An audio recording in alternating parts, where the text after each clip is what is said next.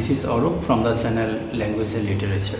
Today I am again back with a new topic, and that is creative thinking skill. I think that my previous video taught you how we can become a critical thinker.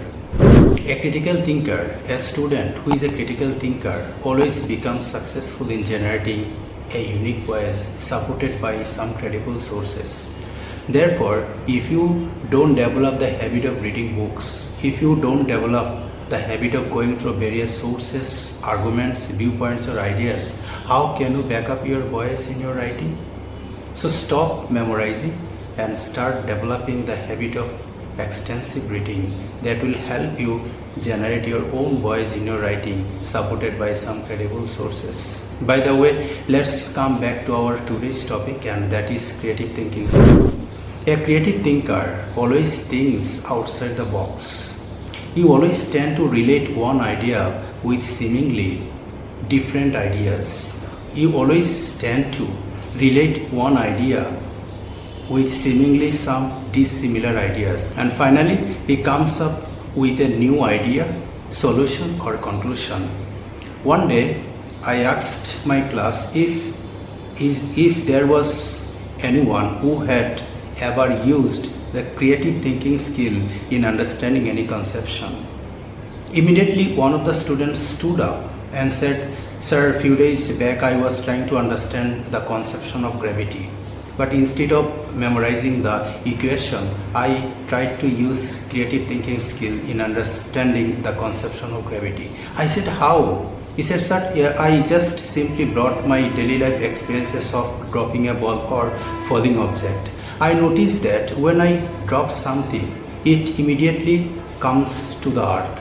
I feel that there is something which is just like a invisible string which pulls the object towards the earth.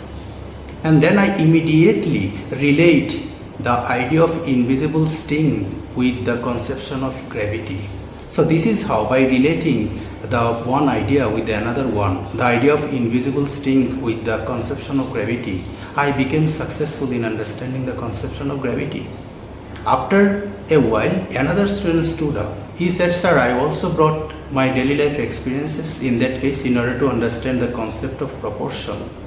He said that actually, "Sir, I was struggling with the understanding of the proportion.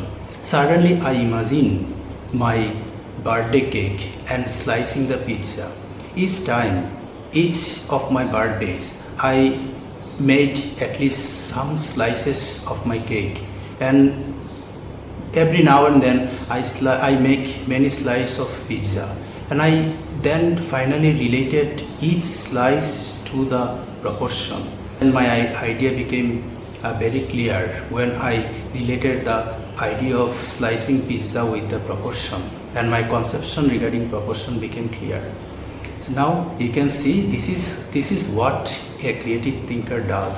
A creative thinker relates one idea with another idea and finally comes up with a solution or with a new idea or an explanation.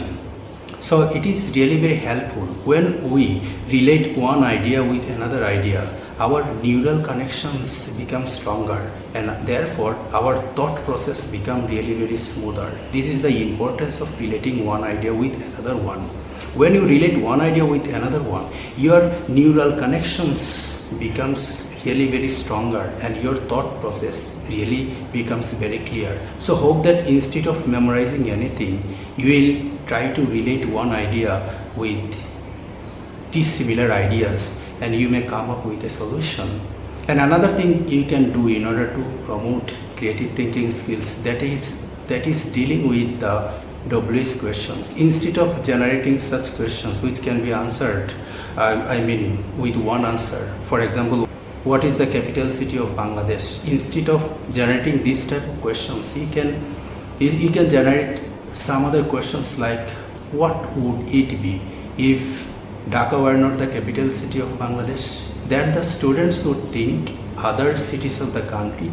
They would compare the size, the position, the placement and other benefits of the other cities with the Dhaka, and this is how they could become the creative thinker. So hope that from today onwards, you are not going to memorize anything. You will nourish the habit of becoming creative thinker, the habit of becoming the critical thinkers. I would also like to inform you that creative thinking skill is one of the many skills of thinking skill.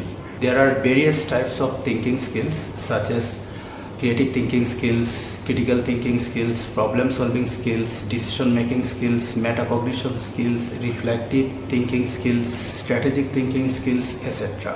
You can find all these thinking skills in the first chapter of my book, Unlocking Cognitive Skills and Language Proficiency. There are other types of skills available in other chapters. For example, second chapter deals with the learning skills, third chapter deals with the memory skills, fourth chapter deals with language skills, and there are other chapters for other types of things in my book, Unlocking Cognitive Skills and Language Proficiency. Hope that you will collect this book and become familiar with all types of skills which are not available in the practice of our students, and these skills will surely help them mold their future career.